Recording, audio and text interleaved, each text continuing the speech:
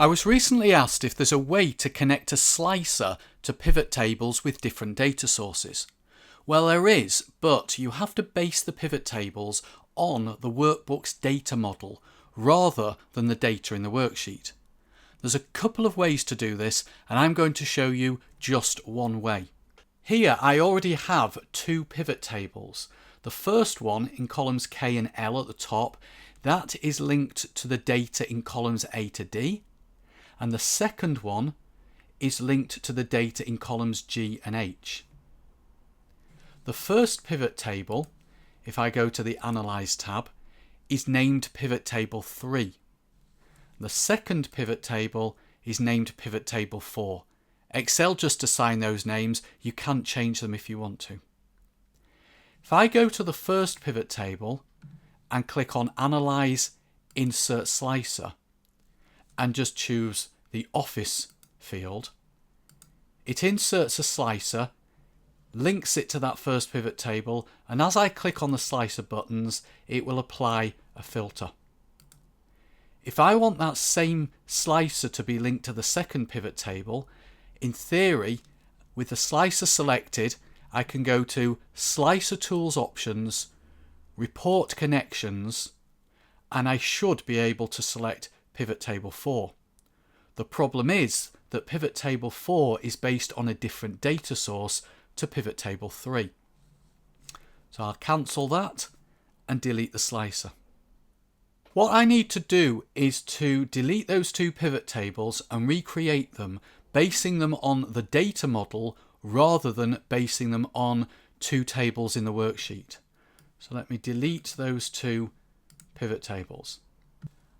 Select one cell in the first pivot table, go to Insert Pivot Table, choose where I want my pivot table to go, but make sure I tick the box that says Add this data to the data model and click on OK.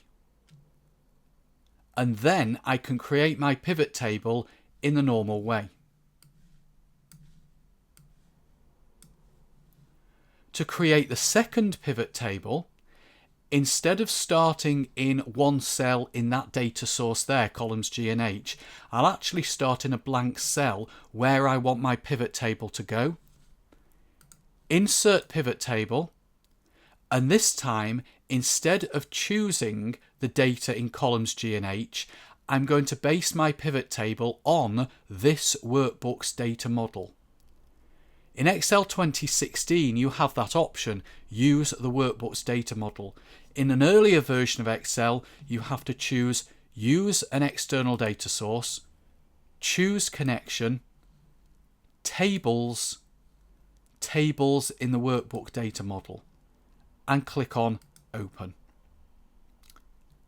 Then click on OK. What it now does is it now shows me both tables, because both tables behind the scenes have been added into this file's data model. And what I'll do here is use the Offices table as the source of this pivot table. So I'll just drag in Region into Rows and Office into Values. That's showing me how many offices we have per region. What Excel's done here is it's named this pivot table Pivot Table 1 and this pivot table Pivot Table 2. Before I can create the slicer, I need to create a relationship or a link between the two tables. So I just select one of those pivot tables, click on the Relationships tab on Analyze, click on New, select the two tables that are in this file, not the pivot tables, but the actual tables, the source data, and choose the column from each table that I want to use for the relationship or the link. And in this case, it's Office and Office. And click on OK. So now, if I select one cell in the first pivot table and insert a slicer, just choose Office. I can then go up to the slicer options with that slicer selected, go to Report Connections, and I can select the other pivot table. So now I have the one slicer connected to both pivot tables.